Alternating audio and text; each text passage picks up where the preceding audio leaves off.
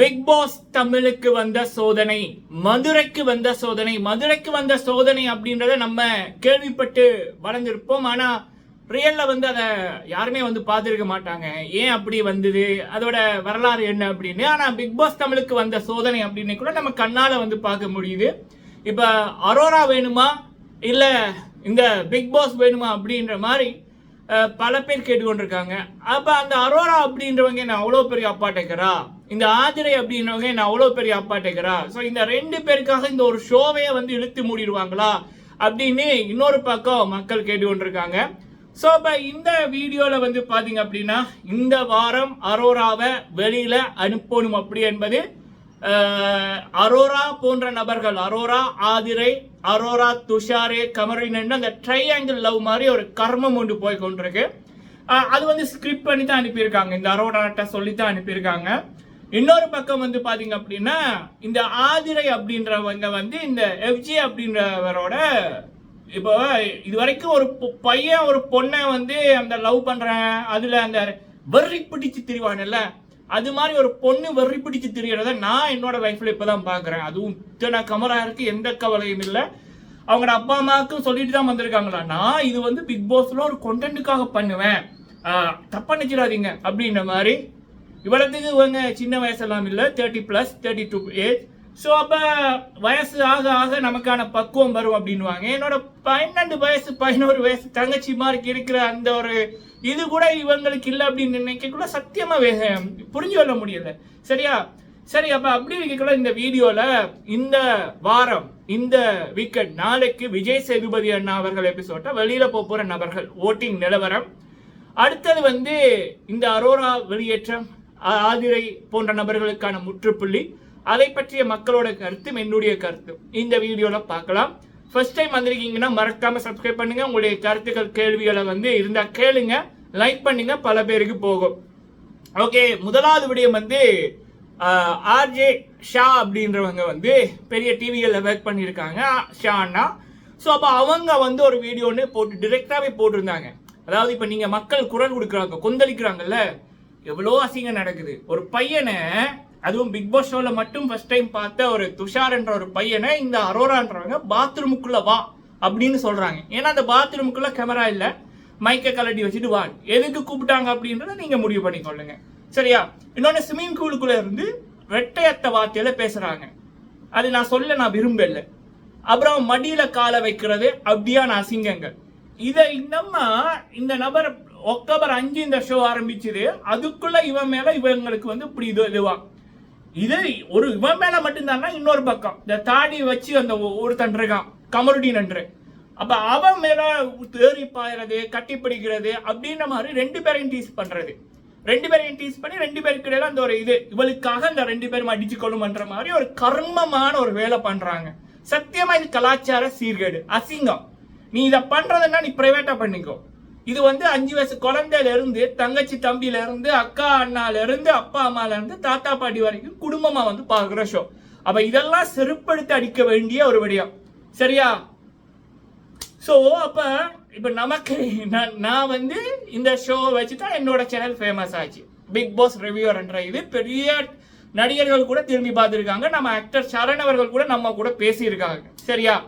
So அப்போ நான் அதையும் சொல்லியிருக்கேன், நம்ம பேசியிருக்கேன் 2022ஆம் ஆண்டு.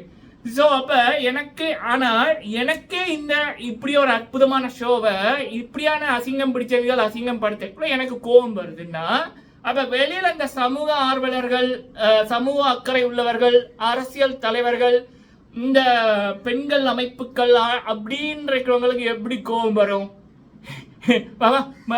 அப்பா அம்மா தாத்தா பாட்டி வயசு அண்ணா அக்கா வயசுல இருக்கிறவங்க எப்படி கோபம் வரும்? அவங்களோட கோபங்கள் சோசியல் மீடியாவை தாண்டி வெளியிலையுமே நாங்க செருப்பை எடுத்துட்டு போவோம் இந்த ஷோ நடக்கிற இடத்துக்கு அப்படின்ற அளவுக்கு ஒரு கட்சி தலைவர் ஒரு வீடியோவே போட்டிருக்காரு. ஸோ இது பெரியதொரு ஆபத்து இந்த ஷோக்கு. நீங்க இந்த அரோரா போன்ற நபர்களை வச்சிருந்தால். இன்னொரு பக்கம் இந்த ஆதிரை என்றது, நான் டாக்ஸ்னா எனக்கு ரொம்ப பிடிக்கும். ஏன்னா அது டாக்ஸோட பேசக்குள்ள அவ்வளவு மன நிம்மதியா இருக்கும். சாப்பாடு போட்டேக்குள்ள அதுகளோட விளையாடைக்குள்ள கூட பிறந்த சகோதர சகோதரிகளாக நான் டாக்ஸை பாக்குறேன். ஆனா அவங்க கூட பசியா இருந்தா கூட ஒரு 2-4 பேர் இருக்காங்கன்னா ஒரு பண்ணை போட்டா சில வேளை தான் அந்த கடிச்சு சாப்பிடுவாங்க. சில வேளை இப்ப நான் வளர்க்குறேன், நான் பார்த்த டாக்ஸ் எல்லாம் சரியா, நான் அந்த அளவுக்கு பசியா விட்டதில்லை.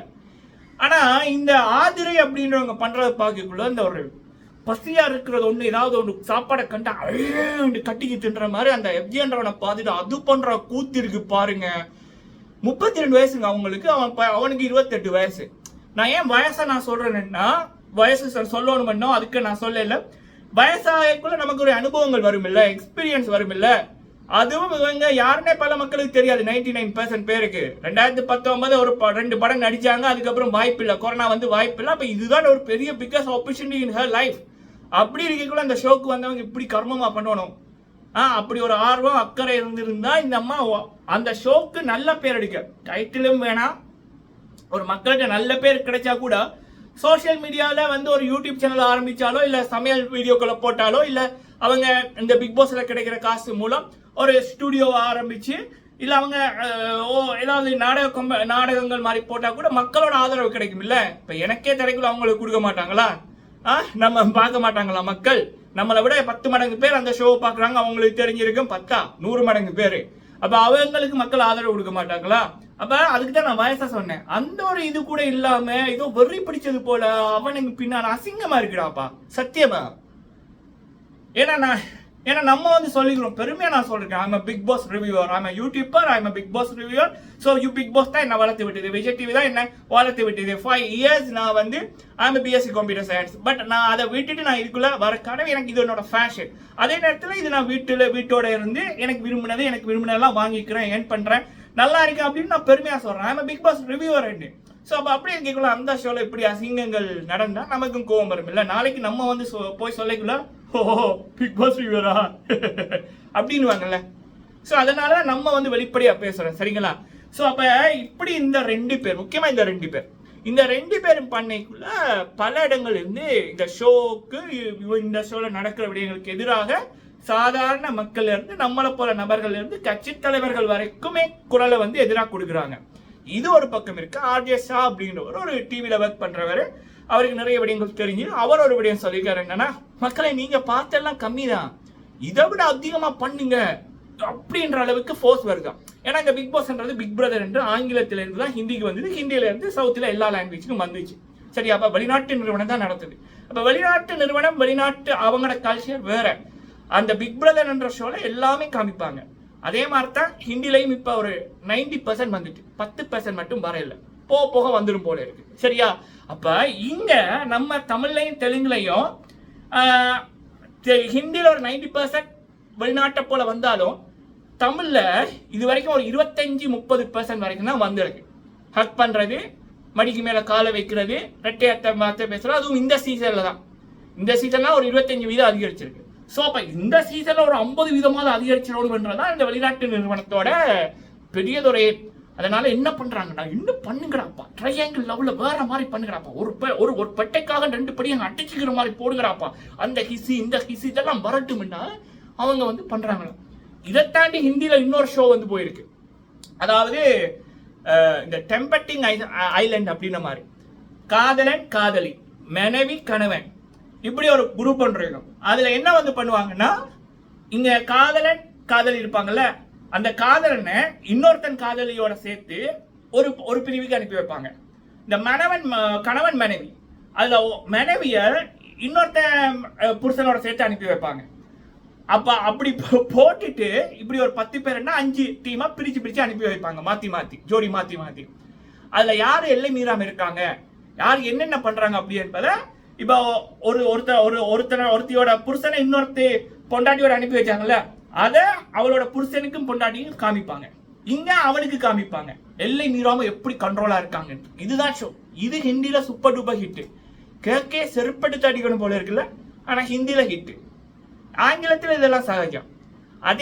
அதே மாதிரி ஷோ தமிழ்ல வரணும்னு வந்து மும்முரமா இருக்காங்களாம்.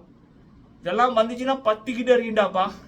ஏன்னா ஜீல வந்து இந்த சிங்கிள் பசங்கன்ற ஒரு ஷோ ஒன்று, அந்த ஷோ சூப்பர் டூப்பர் ஹிட் ஆச்சு. அதுவும் கிட்டத்தட்ட இப்படித்தான். அதுல வந்து கல்யாணம் ஆகாத நபர்கள் தெரியாத பொண்ணுங்களோட சேர்த்து வச்சு ஒரு வீடியோ மாதிரி எடுக்கிறது, வீட்டை எல்லாம் அனுப்பி எப்படி இவங்க உறவு முறை கொண்டாடுறாங்க அப்படின்ற மாதிரி போட்டு. ஸோ அப்போ அங்கே ஹிட் ஆனோட இங்கேயும் எப்படியாவது இப்படி பண்ணிடணும்னு நடக்குது. இப்போ இது யார் மேலே பிள்ளை சொல்கிறது அப்படின்னு எனக்கு தெரியலை மக்களே.